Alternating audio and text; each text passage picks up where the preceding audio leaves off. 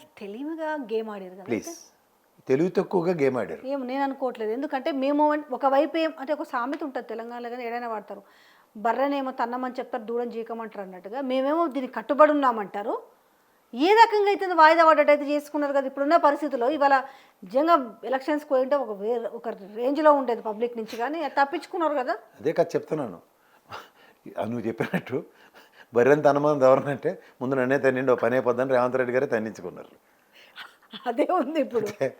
పెయ్యని పాలు తాగమన్నారు అనుకో, ఆవు ఎప్పుడు పిల్లల్ని తన్నదు కదా. వాళ్ళకి ఏం హోప్ ఉందంటే ఎట్టో కిట కింద పడే అధికారం మేము మా చేతిలో ఉంది కాబట్టి, అధికారులు మా చేతిలో ఉన్నారు కాబట్టి మేము జూబ్లీహిల్స్ బయటపడతాం, కానీ ఇవి బయటపడ్డు జూబ్లీ హిల్స్. అలా కాదు, కానీ ఇంకో మాట చెప్పు, ఇంకా టైం ఉంది దానికి.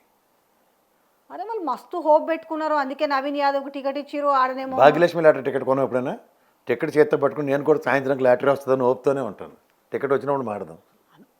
మీరు అట్లా మాట్లాడుతున్నారు ఎందుకమ్మా, నేను రేపు సర్వీ తీసుకొచ్చేస్తాను స్టాటిస్టిక్స్ చూద్దు. కానీ వాళ్ళు ఇది అమ్మాయి క్యాండిడేట్ నిలబడిపోవడానికి అయిపోద్దాం అనుకుంటున్నాం మన పెళ్ళికి.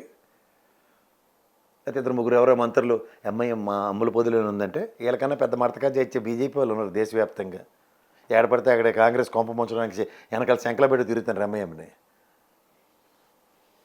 ఇక్కడ రాగానే వాళ్ళకి ప్రాంతీయ మమకారాలు ఎలా ఉంటాయో మీ వల్ల కాదు ఊహించడం. రెండు జాతీయ పార్టీలతో ముట్టుకెళ్తాను ఎంఐఎం పార్టీ. ప్రాంతీయ మమకారం చూపిస్తే ఎక్కడ ఉంటారో చెప్పాను. ఇది ఒక ఈక్వేషన్ అయితే వర్కౌట్ అవుతుంది. ఏమని వర్కౌట్ అవుద్ది? అధికార పార్టీ కాబట్టి. అయితే అధికార పార్టీ గవర్నమెంట్ కూడా వాళ్ళదే. గ్రేటర్ హైదరాబాద్లో ఒక సీట్ అని గెలిచారే.